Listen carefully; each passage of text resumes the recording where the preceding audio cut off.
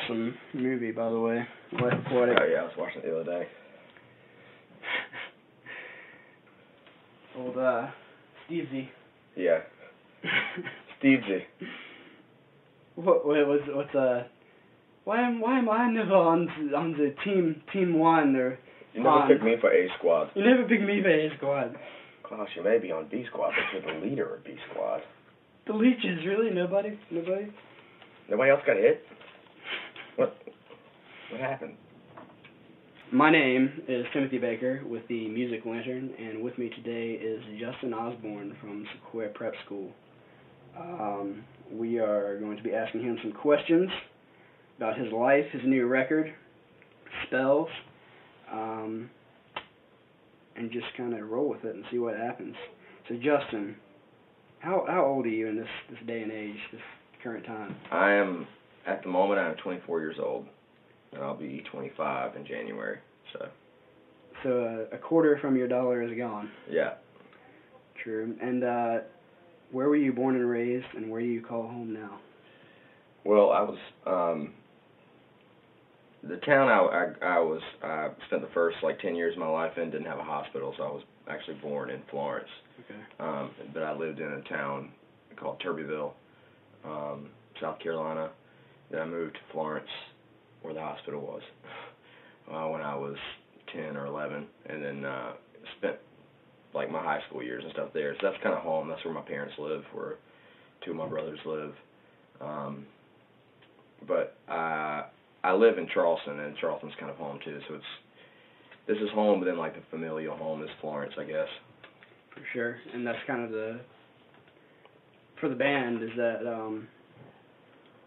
would you call Florence or Charleston home?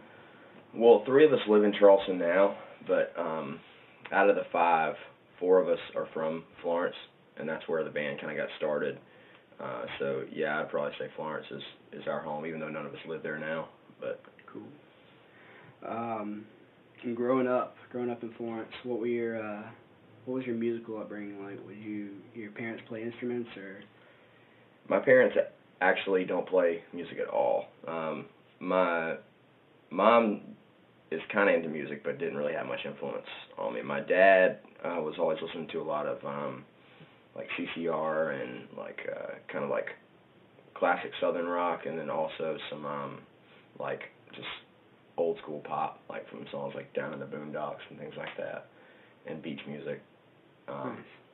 But I in high school, I kind of got my musical influences from friends. Everybody was kind of into the same stuff, so we would go to shows in Myrtle Beach and in Columbia and places like that. But yeah, for my parents, my influences that I got from my dad probably didn't really even start to show up in songwriting I didn't even really start to listen to them again until I was kind of in college. But so high school, is that really when music started to become a part of your life, big part of your life? Yeah. I think I was 13 or 14 when my granddad gave me this guitar. My granddad died when I was 13, and he left me this guitar, and I had never played or anything, but I just kind of started messing with it, and then I actually was at an antique store with my mom one time, and they had this old, crazy-looking Kramer that looked like something they'd use in, Kiss or something that's all weird shaped, like a star and stuff. Nice. And then my dad took me to a pawn shop, and we bought an Ibanez amp, and that was my first electric experience. That was your first rig? Yeah, but besides that, I had the acoustic guitar from my granddad, but I took violin lessons when I was younger, from 5 till about age 12, but I didn't really carry on with that. I still played a little bit. Still play? Yeah. Oh, okay, I didn't know that. And so your guitar was your first instrument. Did you really take any lessons, or were you pretty much all self-taught? I guess technically the violin was my first instrument, but I kind of just let it go for a while until actually very recently. I just recently started picking it up again. But yeah, with guitar, I didn't really have lessons. There was a couple of times where this guy, I told my aunt that I was trying to learn how to play guitar, and there was a guy at her church that played, I guess, and so he came over and showed me a couple of chords. I think he came over twice, and then after that it was kind of just learn from my friends kind of thing. And what was this is always a good question, but What was your first song you ever remember learning on the guitar? The first song I ever remember learning was Time of Your Life by Green Day. Nice. And I used to play it all the time, and my dad just started to hate that song so bad. Everybody started to hate it because I was just like really whiny singing it. I love that song. Yeah. That's my favorite Green Day song. And what was your favorite thing about playing music back then? Yeah, it was just something to do, honestly. It was fun to like be able to do something that I'd never done before. And like also kind of very early on it became a creative outlet because instead of learning a lot of songs, I've never really learned a lot of songs. I just kind of started making my own things up, even between like two chords, you know. And at first, you know, they were obviously really, really lame. For sure. And they still can be. But the best part of it was just, I mean, I was always kind of like a nerdy kid, and I wasn't very good at playing video games, so I played guitar and wrote little tunes and stuff, and so it occupied me. And also, when I started playing with other people, it was just fun. It was a fun way to interact with my friends and stuff. For sure. And how did your influences from high school and from when you really started listening to music change, you know, like to college till now? Well, in high school, there was this whole like kind of like the first like kind of, I guess not the first, but the kind of like middle pop punk era. We were like in the bands like Saves the Day and Newfound Glory and Taking Back Sunday and all kind of stuff. And then I got like a little bit into hardcore music for a little while. The first band I was actually in was called The December Tragedy, and we were super emo. But then when I went to college, Sequoyah started my junior year of high school, like right towards the end of my junior year. Towards the beginning of my junior year. And it was kind of like I'd gotten tired of singing in like an emo band and like not playing anything because I wasn't playing an instrument in that band. Okay. And so I just started playing acoustic guitar with another group of guys, and it was really simple, but it just felt good to just like be writing songs that weren't so like just like you know. It was, we just wanted to write like simple like folky kind of songs, and that kind of influenced my like this bands I started liking. I started listening to more like folk music like Bob Dylan and Townes Van Sant, and even some stuff like I got really into the Grateful Dead for a while, but I was never really one of the. A lot of people love their live recordings, and I was always into their studio because I just loved the songs. I thought the songs were great. Completely agree. I've always been a huge fan of the Dead, but just never really got into the 30-minute. Yeah, that's the thing. I like songs that are like kind of songs, not just jam sessions. Exactly. But so I got into a lot of and also when you go to college, you're thrown into a mix of people that are from all different places, bringing all kinds of different things to the table. So my musical taste expanded a lot, and I don't even really know how to describe it. It's just a lot of different stuff. I stopped listening to stuff. I just almost completely abandoned the stuff I listened to in high school. So with that having been said, with your newfound taste for folk, what was your lyric process and songwriting process like for you? The songwriting process for me is always, or at least I've always tried to like draw upon personal experience, and usually it's just like I'm notorious about just like going around like humming little like melodies and things in my head, and so I just will usually have something in my head that I don't even know where it'll come from, but then I'll just start rapping lyrics around it that are relevant to what's going on now in my life at any given time. Like, the songs I write now are about now, and the songs I wrote back when were about back when. Do you feel like you've grown as a songwriter since you started back in December Tragedy, or at least the way in which you write has changed at all, or? Yeah, definitely. Especially. We've just with Sequoyah.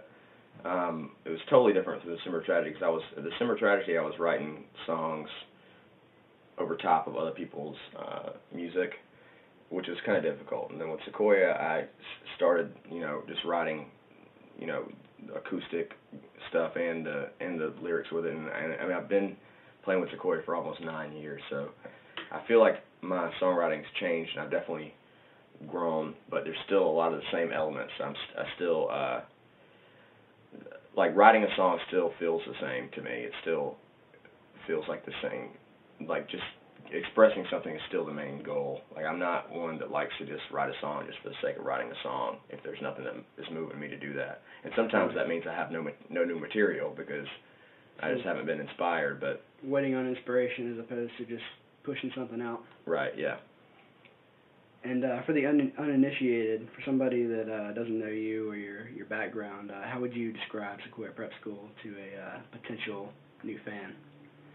Well, we are a group of 5 guys that are all just kind of lame, but cool, but we all love each other. We all think the other's cool, you know. And we're just kind of we've never really like fit into one specific genre just because we are kind of unorthodox, but it's not crazy wild. It's just normal, just songs, singer-songwriter songs that I bring to the table that like the rest of the guys really make into like a work of art, you know. It's ends up just being a collaboration between all yeah. 5 of you. It's got a lot of them like Americana influences along with other rock influences and stuff, but it's just it's honest though. Definitely. And studio and live, which do you prefer? Well, I love being in the studio, especially like when it's like working on an album, especially towards the end of an album, whenever everything's really starting to come together and you can add little tidbits and stuff. That's probably one of the most creatively rewarding times is recording and being in the studio. But I wouldn't put anything before playing live performances because we have great fans and we have the privilege to play in front of a lot of them at some points, and there's just no other feeling like singing songs that mean something to you and like having other people like connect with that, you know, so seeing people out there singing the songs, like really feeling it and just enjoying your creation with you, you know. Exactly. Being honest with yourself and putting all that honesty into a song and then having other people relate to it. Exactly. Yeah, totally. Because I mean that's what music is a human thing. It's a means of communication, and so it's at its truest whenever it's being shared in like in a crowd, you know, when there's people listening and responding. And it feels like to me you've released 4 full-length studio albums now, and with this latest release, Spells, it seems that like you were talking about, with the process hasn't changed so much with the songwriting, but it seems like the subject matter has matured. Yeah. Well, the first 3 albums we put out, they each had about a year, maybe like a year and a half, 2 years in between them. But between our 3rd album, Ghost Town, and our most recent album, Spells, was the longest period we went without releasing anything. And so a lot happened, because that was also the period when we really started touring heavily. I mean, we had toured before, but we spent, you know, like full 2.5 years on the road in between these 2 albums. So we changed a lot as people. We saw a lot of different things. We were influenced musically by a lot of different bands and a lot of different by bands we met and saw live, and also just bands that we listened to in the van, you know, on those 5 and 6 hour drives every day. Definitely. So it definitely changed. We're still the same band. We just kind of gotten older and also just had more to bring to the table. We just wanted to be more. We just wanted to look at it from a more of a long-term aspect. Yeah. As opposed to just the one-hit wonder. Right. And if there was one thing that you could change about yourself musically, what would it be? Like if you could be sick at the didgeridoo, or I wish I was a good guitar player. I'm not a good guitar player at all. I know how to play rhythm and how to I know a very limited amount of chords on the guitar, but I just wish I was a better guitar player, better piano player. because I've dedicated a lot of my time to honing the songwriting skills when it comes to melodies and lyrical content. And I wish I could be better at that too, but I honestly just wish I had spent more time and had more time now to dedicate to getting better at my instruments, you know. The technical aspect, definitely. That's always something that can be appreciated if you know what you're hearing. Yeah. It also makes the songwriting process easier because you aren't as limited in like because the music a lot of times is the canvas and the lyrics are the paint. Exactly. It's a more diverse palette, right. More colors to choose from. Yeah. Is there a specific time in your life that music has helped you through? Yeah. Like the entire, too many to name. All of it, definitely. But do you mean like other people's music or just the fact that I was able to play music? That's a good way to flip it around. I guess both. Maybe if you had an example of each, maybe a time that just your own creative, something that was going on in your life and just came out naturally and that helped you get through it. And then also maybe a time that, just a song that, some songs are relatable and then some songs are the story of your life. So do you have any of those? Well, as far as other people's music, like every day, if I'm happy or I'm sad, I go to there's somebody I go to on my computer, on my iPod to listen to, or on my records, and so everything pretty much. I mean, it would be really hard to be specific just because I'm always listening to music. So music helps me get through sorrow and it helps me enjoy good times, But as far as songwriting, some people have told me before that most of my songs are sad songs, and even if they're disguised with like a poppy thing, they're still sad. Definitely. And I think that's because a lot of times when I write, it's because I need to write. I need to do something to distract me from what's going on in my life, or just need to vent. So almost every time I write a song, it's because I'm either angry or upset, or sometimes I'm happy or just feeling it, But specifically, there was on our new CD. There's numerous examples, but I can two kind of poignant ones are with Jerusalem, which is actually the first song. Great song. It's probably my favorite song on the record. Thank you. It was actually like the first song probably written for that record because it was written a long time ago, right after Ghost Town was released. Okay. And it was just kind of a period in my life that I was just feeling just pulled in a bunch of different directions. I had left school to play, but then we were kind of not on the road at the moment. We were just kind of trying to write. Nothing was really coming out, and also, I just didn't know where I was being pulled, Which direction, what it all meant, where you were going, where the train was headed. And also, I was a young adult, like I still am, but I was like 21 years old. My ideas about the world, about religion, about life in general were changing. Definitely. And like that song just kind of helped me. Like I knew I was feeling this. That song just kind of helped me get it out. Just like say what I needed to say, not to anybody in particular, but just to say it. And it's written kind of like a prayer, and I'm not really a prayer,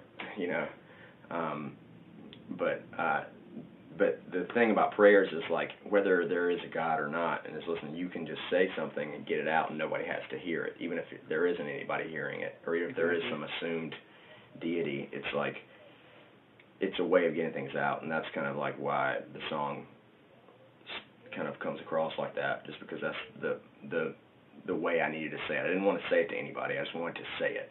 And an example comes to mind. You just wanted to not specifically make a statement about religion or anything like that, but just express how you felt. Right, exactly. And because I would be the last person to make a statement about religion. I promise you that. But growing up in in the South, a lot of people are they have religion kind of indoctrinated into them, right? So it's easy for that kind of stuff to come out unintentionally sometimes, just because it may not be something you feel a spiritual connection to, but it's part of who you are. Yeah, it's a local connection.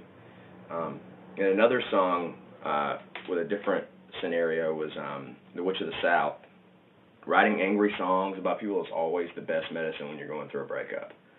And I just remember I was going through a breakup. I had to leave.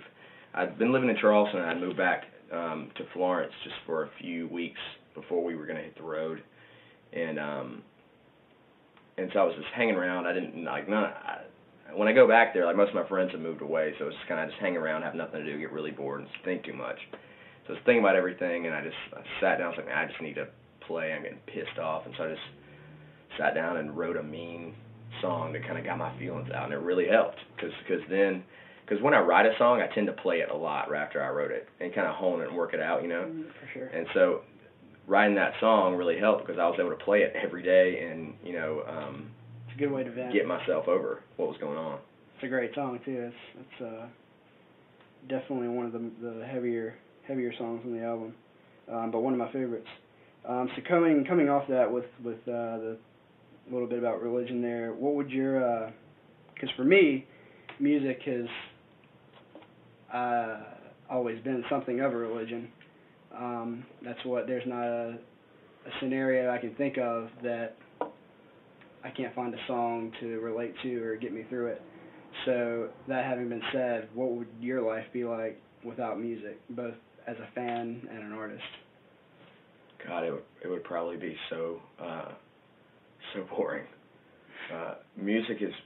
I've always kind of gone against the grain in everything.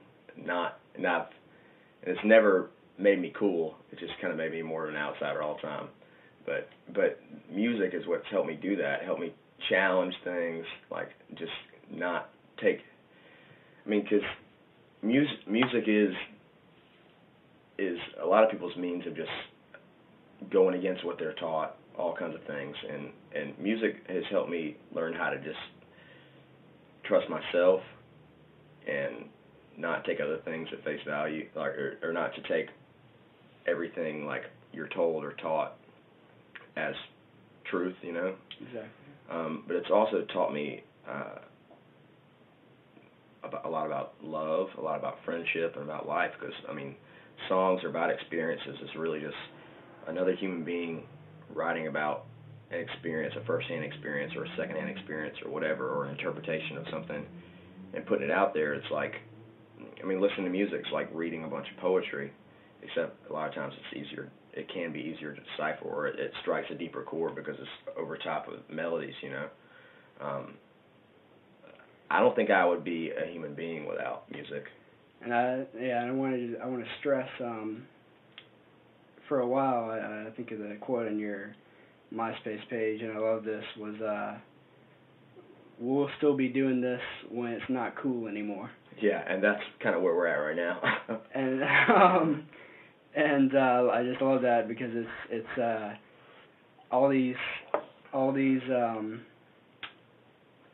there's a lot of artists that they say, oh, well, if this doesn't work, then it's off to law school, or oh, I'm going to give this one more shot, and I'm done. And it doesn't work like that. You're either in or you're out. And you guys have come through again and again, and just kept on at it. And that's probably one of the things I've respected most about you, because a lot of people are in it for the wrong reasons, and a lot of people don't have that genuine message that you guys do. Well, we in that term, like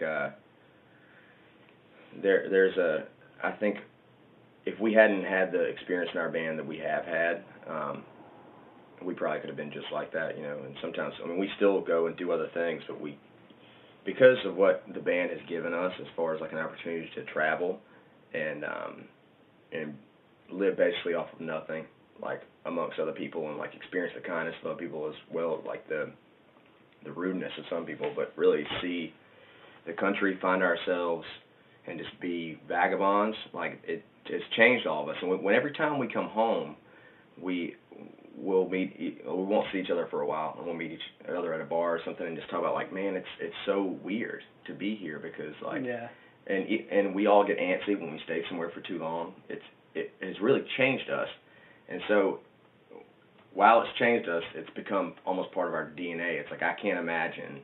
I don't remember what it was like, and I can't imagine ever not being in Sequoyah. It's just, I mean, no matter, the thing is, there's not anything that's going to make us break up. I mean, because we don't have to be playing 100, 200 shows a year like we were, but as long as we're still playing, it's just, there's always a place for Sequoyah in all of our lives, just because it's made us who we are. Yeah. And having done it this long, having been around this long, what still gets your blood pumping?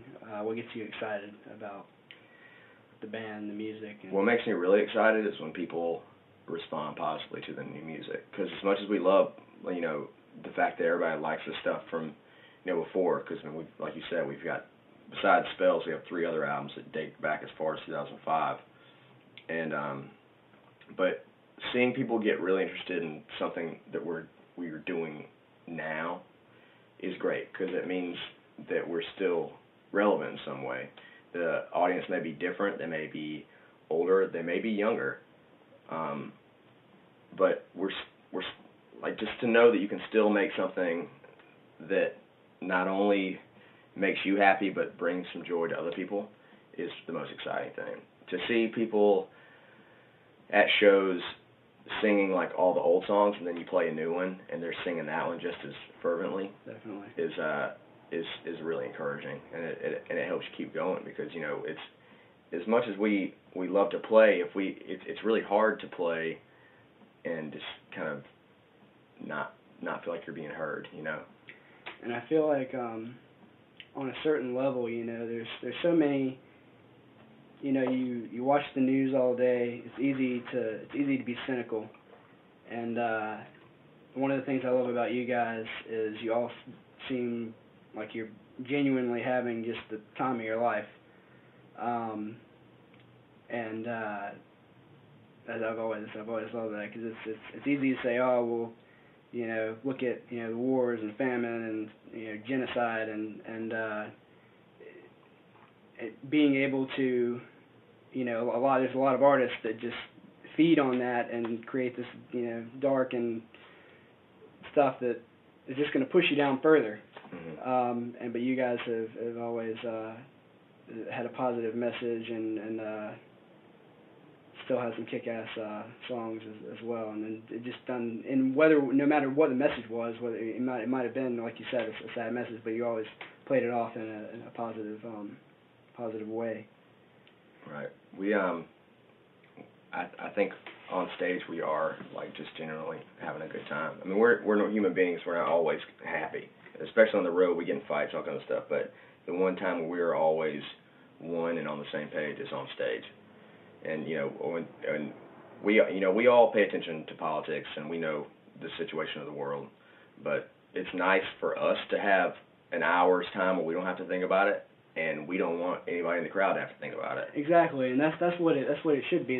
There's when I go to a show, that's what you want to forget about. The music should be enough to let you tune out of your the problems in your life, the problems in the world, and unfortunately, a lot of shows that I've been to recently have not done that for me. Yeah. But you guys have owned your craft enough and been doing this long enough to where it's just get up there and it's just second nature, which is awesome. And so moving forward, what is your main motivation to make this this happy, keep these great songs going, the band going, keeping the crowd, fans? It's, I mean, anybody who ever gets exposed to like the kind of feeling you get when you play in front of a lot of people who are singing your lyrics and connecting like to what you created, like positively. Anybody that's ever experienced like that feeling of joy, shared joy Sure. with a crowd, it's got to be hard to have that taken out of your life. So, I mean, one motivation is to write songs that make us happy, like write songs that we are going to enjoy playing, but like also to you know, keep providing these people who have come to us and supported us with more songs to enjoy, you know, because if they've worn out another CD, it's like, oh well, here's another one, and hopefully they'll like it just as much, you know. Definitely. And you know, people get older, and we've gotten older, and so you know, we'd like to grow old with our fans, I guess. So that having been said, moving forward, where would you like to see not only your fan base, but where would you like to see Sequoyah? What direction would you like to head? What are your aspirations for the future? Well, I don't know. When you spend several years in the music industry, your aspirations tend to change, I feel like. If you had asked me that question 5 years ago, I'd say on a major label, on MTV, on all the radio stations and all that.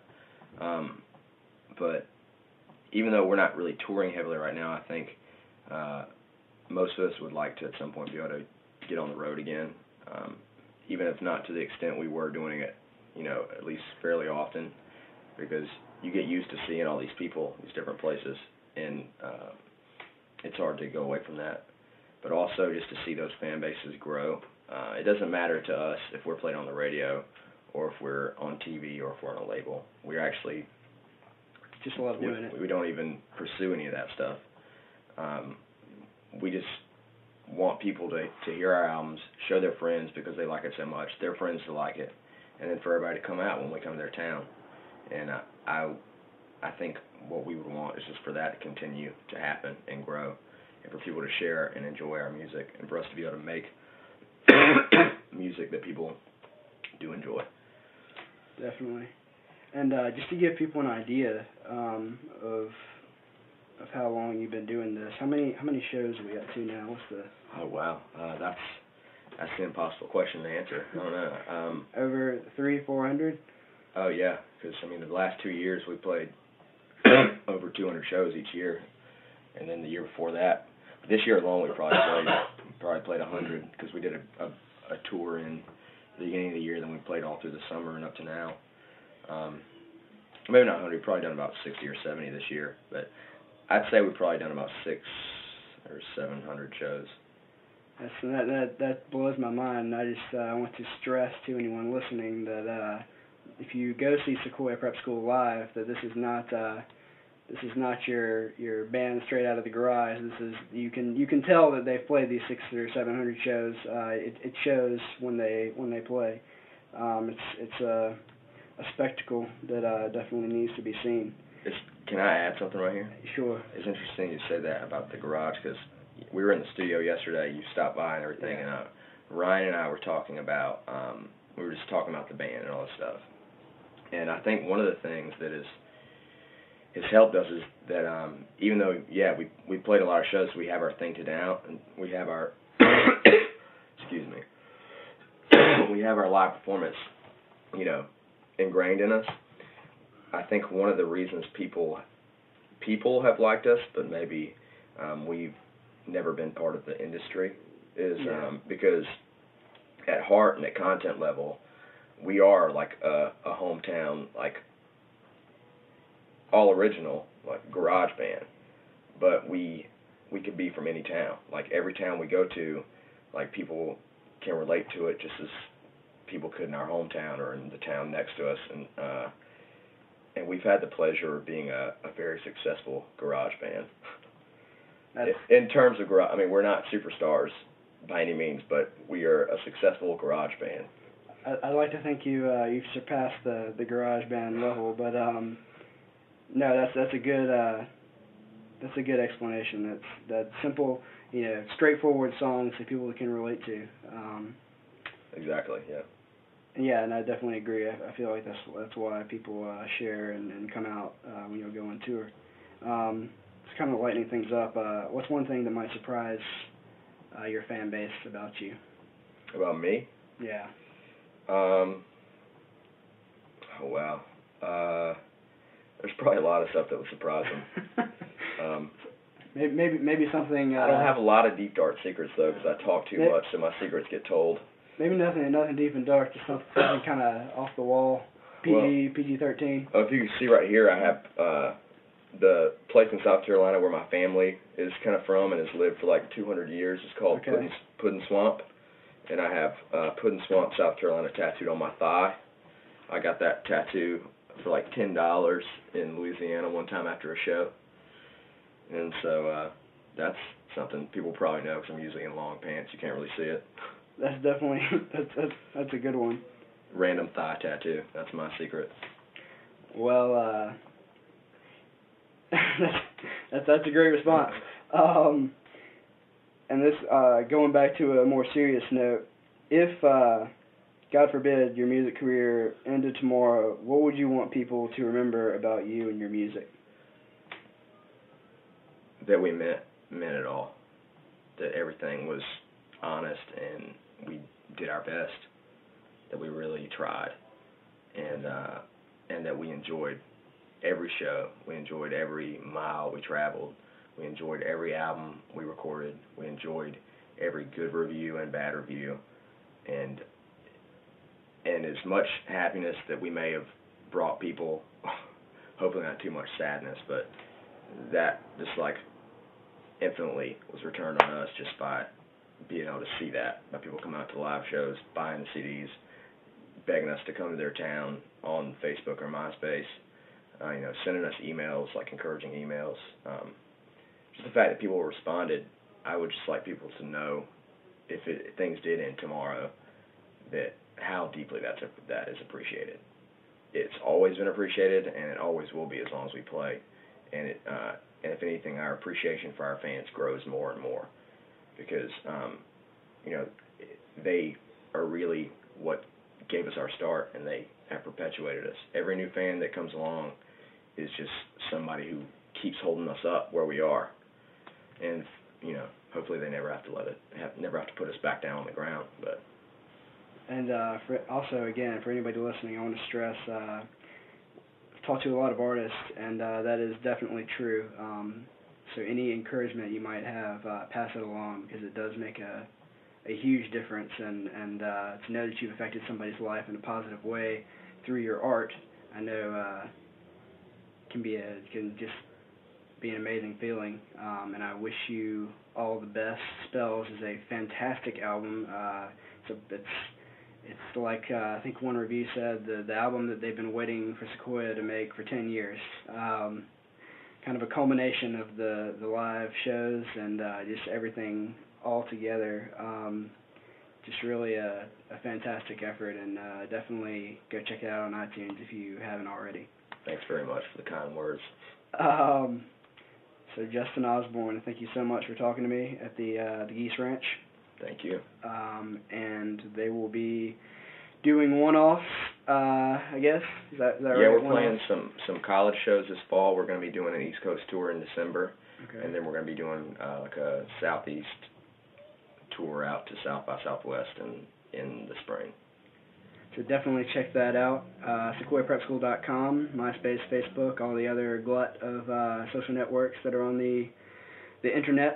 And once again, my name is Timothy Baker. This has been the Music Lantern. Good night and good luck. Serious ways, and he knows when you're out to fight. You gotta pick your soul up from matter to filth, and they can think that you're living right. Child, you need to walk on back to the country and put your hands in the dirt. Your daddy always said when the dream gets dead to pick your ass up and go to work, yeah.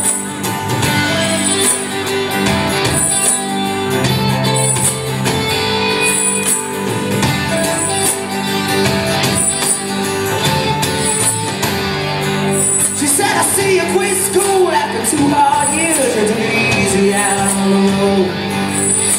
But rolling your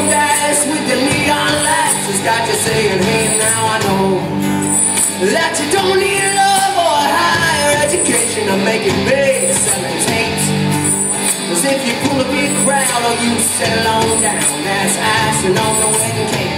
Sugar, that's icing on the wedding cake. So won't you run on back to the country and put your hands in the dirt? Your daddy always said when the dream gets dead, pick your ass up and go to work, boy.